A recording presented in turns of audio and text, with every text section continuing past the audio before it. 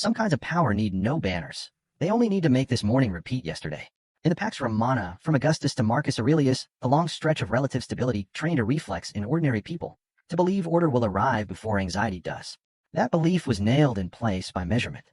Mile markers stood silently along the great roads, turning distance into numbers so journeys could be planned, and responsibility traced back. News, too, had its rhythm. The cursus publicus set relay stations at practical intervals, so the empire moved on a schedule. And time itself was corrected. The Julian reform in 46 BCE pulled the calendar back toward the solar cycle. If you want to see how that invisible mold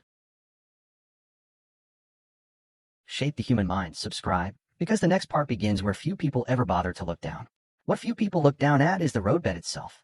Roman roads were not only for travel, they taught people to anticipate.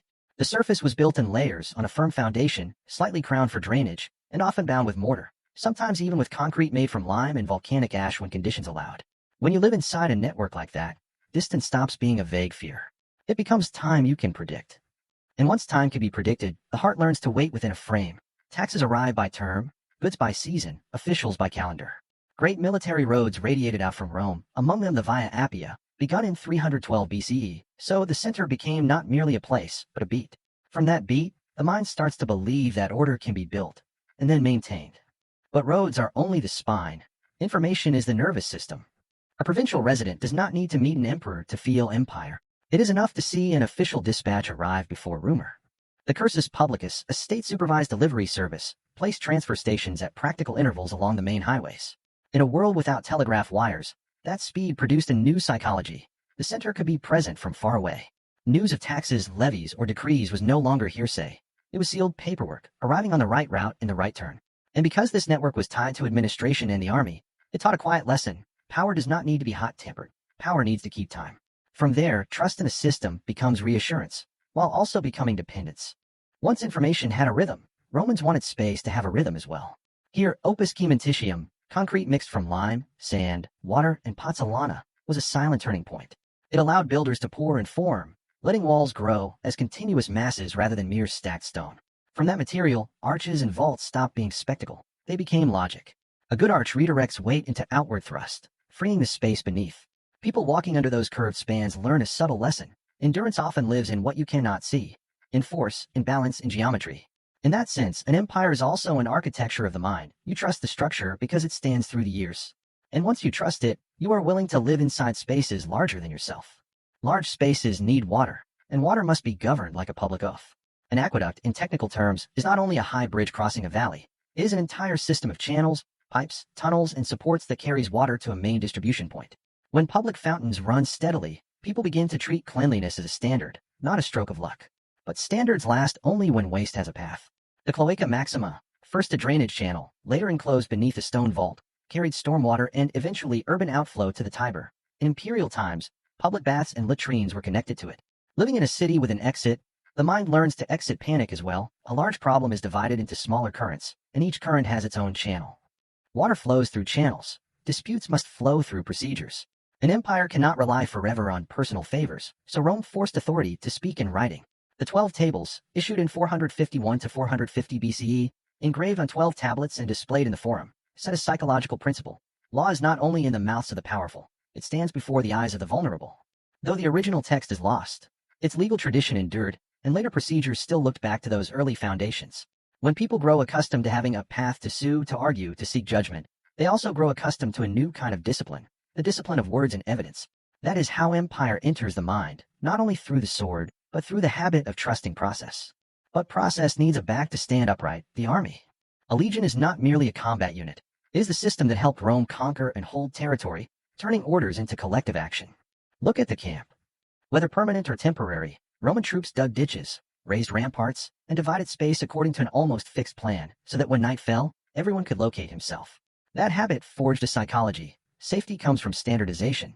In tactics, they learned how to be one, smaller units coordinating tightly, functioning as a team. And when shielding was needed, the testudo fused shields into a living vault, demanding that every step match the pace of the man beside you. Under that shadow of discipline, people understood that order does not arise on its own, it is practiced. Discipline, if it only commands, quickly turns cold. Rome understood a practical truth. A soldier is capital, so there must be a way to return him to the ranks. Battlefield medicine was therefore both care and management. What matters is that standardization reached even the operating space.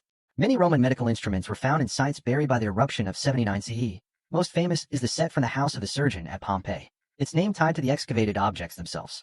A small blade, a forceps, a probe, each tool required skill and minimum hygienic discipline. And when a soldier believes that, if he falls, a competent hand will still be waiting, courage becomes more durable. Empires also live on quiet professions like these. At a certain point, an empire does not only measure land, it measures days.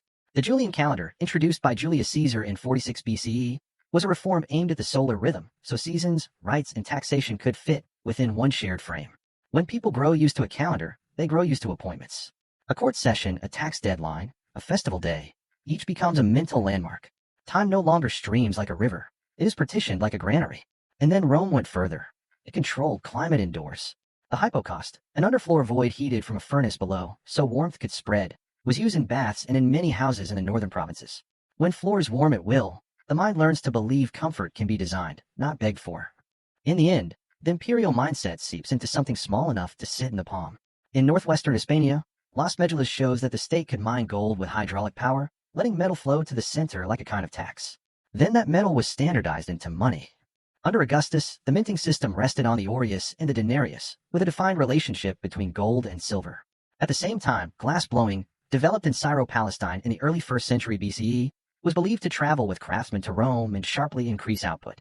On the dining table, glossy red terra sigillata, rooted in the Aretine tradition, spread through workshops across the empire like a familiar standard. If you want to go deeper into this psychology of standards, follow the next part. From roads, we move into what taught Rome to think in centuries, not merely seasons. Concrete. Opus cementitium, lime mortar mixed with sand, water, and pozzolana, then combined with rubble, let Roman builders pour and form, rather than simply stack blocks. In 79 CE, Pompeii was buried, yet the ash preserved an active worksite, where modern researchers can see traces of hot mixing, quicklime meeting water, releasing heat, leaving lime clasts that can help cracks close over time. When a material can keep working after a structure is finished, it plants an irresistible idea in the mind. Durability can be engineered. And once people believe in design endurance, they also begin to believe in an order that can be handed down. That faith and endurance does not stop at walls. It rises into an artificial sky. The Pantheon, brick-faced concrete supporting a vast concrete dome, makes the visitor feel as if standing inside a sphere of order. At the crown is the oculus, a circular opening to the heavens that both lightens the load and turns sunlight into a slow-moving timekeeper across stone. Vault architecture teaches a subtle psychology. Weight is not fought with force. It is guided by geometry. You do not see the forces, but you feel them, in the steady silence of space. And when such domes stand across generations, they train a habit of belief. An empire, too, can be a structural work, not merely a reign. What is striking is that Romans did not build only to stand, they built to live with water. Pozzolana, volcanic in origin, mixed with lime to create mortars and concretes that could set in damp conditions, a foundation for bridges, conduits, and harbors. Today, studies of Roman marine concrete suggest that as seawater percolated through it, minerals such as aluminous tobermarite and philipsite could form within the material, adding resilience over time. For those who lived beside such breakwaters, this was not only chemistry, it was an invisible promise. The state's works would not dissolve under ordinary waves. That promise nurtured a long-term mentality. People accept sacrifice in the present if they believe the result will remain. But material is only half the story. The other half is the network, the thing that turns separate projects into a system. The Romans built about 50,000 miles of hard-surfaced roads, stretching from Britannia to the Tigris, Euphrates, primarily for military aims. When a road runs through your village, it delivers a way of thinking. Rome is not far. Roads make distance calculable, and what can be calculated can be audited. Milestones, main routes, secondary routes, all declare that the state dislikes ambiguity. Psychologically, the network creates a new expectation. Problems are not solved by impulse, but by route and sequence. You learn to wait for tax wagons to count the days until goods arrive, and most importantly, to trust that if something is late, the reason lies somewhere inside the system. Once roads existed, Rome set upon them an administrative heartbeat, the cursus publicus. Britannica calls it the most highly developed postal system of the ancient world, with relay stages placed at convenient intervals along the great roads. That matters because it turns power into punctuality. Orders no longer depend on a single messenger. They shift hands like horses change at a station. And when dispatches run steadily, rule becomes less theatrical but deeper. People grow accustomed to paperwork, to seals, to the feeling that the state has a long arm, without needing to raise it high. Living long within that rhythm, the mind learns a strict discipline, trust procedure before promises. This is how empire trains patience and how it measures loyalty. From paperwork, we turn to what keeps a city alive: water. An aqueduct, in the broad engineering sense, is an entire system of pipes, channels, tunnels, and supports carrying water from source to a main distribution point. In Rome, aqueducts could bring water from as far as 92 kilometers away, enough to turn thirst into a problem of governance. And governance had a name. In 97 CE, Frontinus was appointed curator aquarum, supervising aqueducts and the regulations for their use and maintenance. When water flows steadily at public outlets, the urban mind learns to believe life can be distributed fairly, at least in principle. But it also learns a stern lesson: every flow must stay in its channel, or the city slips toward disorder. Water is not only for drinking, it becomes daily ritual. The thermae public bath complexes were developed by the Romans to a high degree of sophistication, combining bathing, relaxation, and social life. Step inside, and something unusual appears. In warmth and running water, boundaries of status briefly soften. Not because the empire suddenly becomes equal, but because it understands urban psychology. A comfortable city ignites less easily. A people accustomed to cleanliness grow impatient with negligence. The baths, then, become an instrument of the imperial mindset that turn private need into shared rhythm. When people bathe by the hour, meet along prescribed paths, and converse in spaces sustained by the state, they practice a gentle but durable skill, living together by rule and treating rule as a mark of civilization. Yet sanitation is not only clean water, it is the capacity to remove what is unclean. The Cloaca Maxima, one of the oldest monuments in the Roman Forum, began as an open channel in the 6th century BCE, then was enclosed starting in the 3rd century BCE with a semicircular stone vault.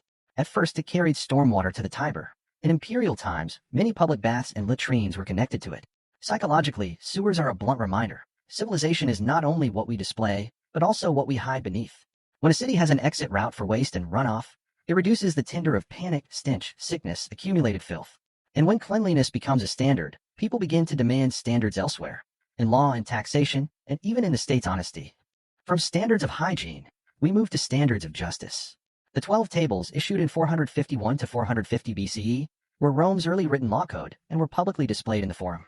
When law is written and placed before the people, it forces power to take form. Britannica emphasizes that recording the law enabled plebeians to learn it and to protect themselves against patrician abuses. A society accustomed to reading law thinks differently. It relies less on favor and more on right. Disputes gain a path: articles, procedures, judgments. And when people trust that problems can be settled by process, they are less tempted to seek escape through impulse.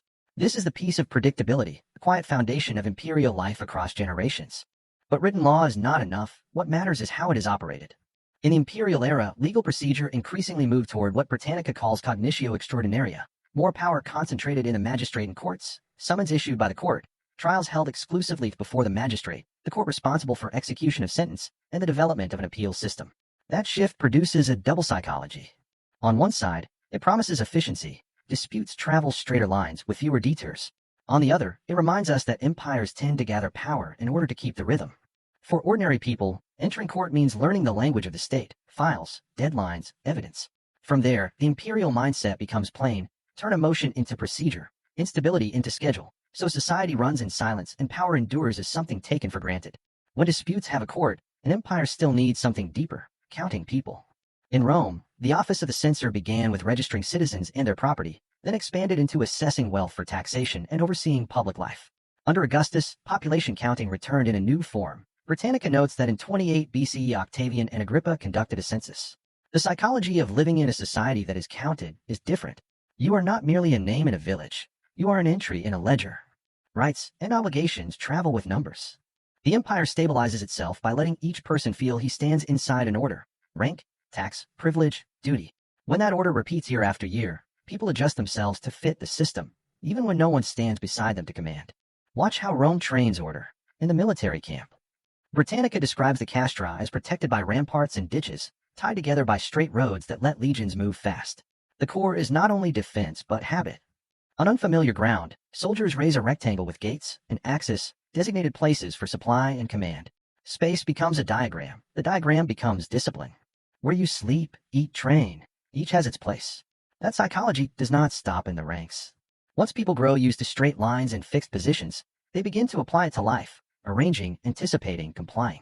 The empire appears like a coordinate grid laid over the world, and within that grid, many feel calm because they know exactly where they stand. If the camp is the geometry of order, the legion is the rhythm of order. Britannica reminds us that a legion is not merely a unit, but a whole system Rome used to conquer and govern the ancient world. In tactics, Britannica portrays the legion as tightly coordinated smaller blocks, operating as a team, valuing harmony of motion over solitary bursts. This is the empire's psychological lesson. Durable strength is not found in one exceptional man, but in the repetition of training. Men can be replaced. The beat remains. A battle may be lost. The structure still stands. When the public sees ranks marching evenly, camps rising evenly, commands obeyed evenly, they believe the state can organize itself. That belief becomes the quiet adhesive that holds society inside the frame, without needing to shout.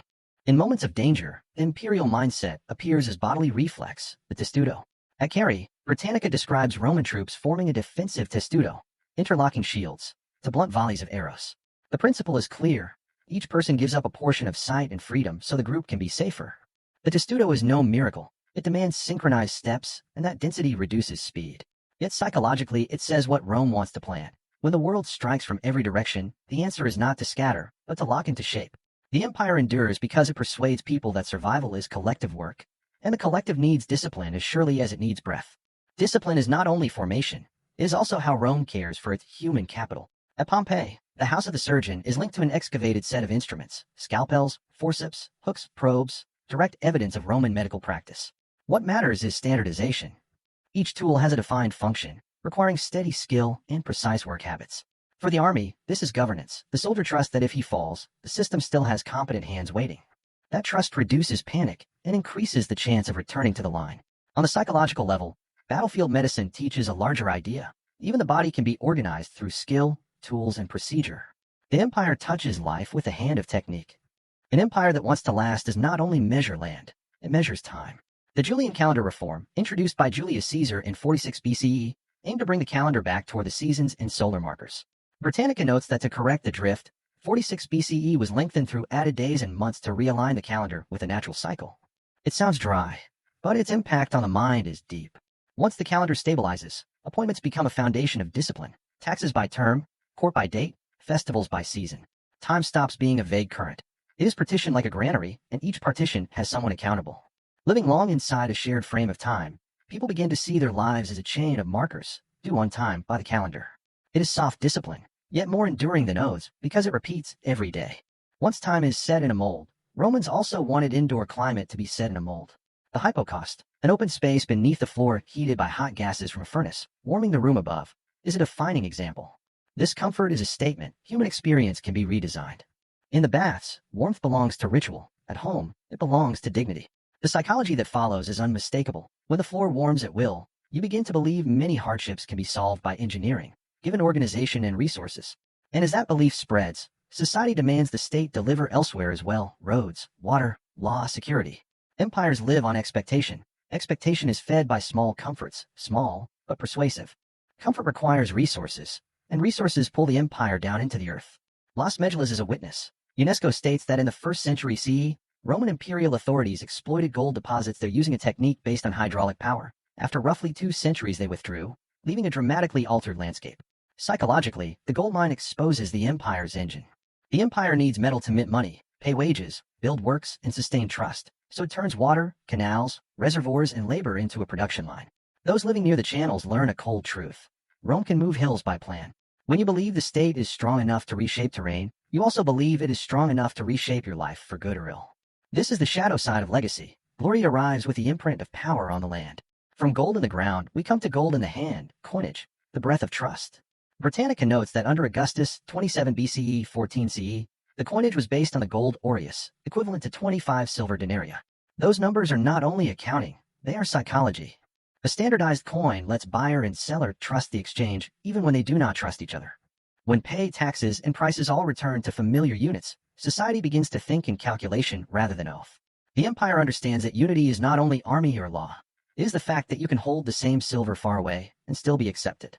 This is the empire in the pocket, a small emblem, laying the groundwork for calm in everyday life. If money produces trust, goods produce habit. Glassblowing is an example. The Metropolitan Museum notes that glassblowing developed in the Syro-Palestinian region in the early 1st century BCE and is thought to have come to Rome after the region's annexation to the Roman world in 64 BCE, revolutionizing production and expanding forms. The psychology of a transparent material is distinctive. Glass lets you see what is inside, creating a sense of cleanliness and verifiability. In urban life, bottles, cups, and jars become signs of a world being standardized. Empires live by standards, but standards must be liked. Glass teaches people to love the look of order. And when people love order, they more easily accept its price. taxes, discipline, and the steady presence of the state. Alongside glass, ceramics create the empire's everyday rhythm. Terra sigillata, bright red, polished tableware, was used across the Roman Empire from the 1st century BCE to the 3rd century CE. Aretium was an early and famous center of production. A bowl traveling from workshop to a distant provincial table brings a familiar feeling. It seems small, yet psychologically it is large. The empire unifies not only through law, but through sameness and habit. When you eat from the same forms, touch the same smooth surface, you more easily believe you belong to a shared world. Standardization becomes comfort. From there, people more readily accept the obligations attached: taxation, discipline, surveillance. The empire knows to rule long, make daily life feel familiar, and let that familiarity take the shape of order. If terra sigillata is the polite face of standardization, the amphora is its rough backbone. Transport jars carrying olive oil and wine move along sea and river routes, turning urban demand into a managed flow. Research on Dressel 20 amphorae, associated with Bedecan olive oil, highlights large-scale production processes and broad distribution across the empire. Psychologically, amphorae teach people to trust supply chains. When shipments arrive regularly, crowds grow less anxious. When granaries are full, rumor finds less soil. The empire understands that order of mind begins with order of the belly. Here, standardization becomes legacy for archaeology: shapes, stamps, traces, signatures of the system. Each jar says Rome rules not only by command, but by making goods move on the right routes, in the right seasons. A single thread runs through roads, water, law, and money paperwork. An empire cannot remember millions by memory. It needs ledgers and repeated counts. In the residential gesti associated with Augustus, commentary notes that the census had not been taken since 69 BCE, and that the census of 28 BCE likely reflects a broader, more exact enumeration across the empire. For ordinary people, this produces a double feeling: safety and weight. Safety because being named means being recognized. Weight because being named also means you can be summoned, taxed, conscripted. That is the psychology of life under empire. The state can tap your shoulder at any moment, and you gradually adjust so the tap stays light. Pay correctly, do correctly, speak in a proper place. Order enters the person by habit, slowly, steadily. Many Roman mechanisms sound familiar: roads tying center to periphery, law as anchor, records turning population into data, and official dispatches outrunning rumor. Britannica describes the cursus publicus as closely bound to the administrative and military system. Living long inside such a structure, the mind shifts. The world becomes a system that can be anticipated. Anticipation brings peace, but also dependence. When peace comes from the system, you feel uneasy when the system falters. Weak water, broken roads, coinage without a trusted standard, courts that slow. The imperial mindset carries a paradox. It strengthens people through discipline, yet makes them vulnerable to disruption.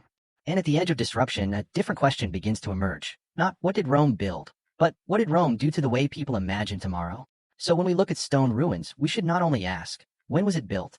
We should ask, how did it train people to think? Concrete taught belief in endurance. Vaults taught belief in balance. Roads and posts taught belief in punctuality. Water and sewers taught belief in governance. Law taught belief in procedure. The legions taught belief in the collective. But every belief has its cost. When you hand your mind to the rhythm of a system, what happens when that rhythm slows or is cut? Then it is no longer a story about stone, but about people. If you want to continue, subscribe. In the next part, I will take you to a small fault line, a detail that seems trivial, yet enough to reveal the moment when the imperial way of thinking begins to change its color.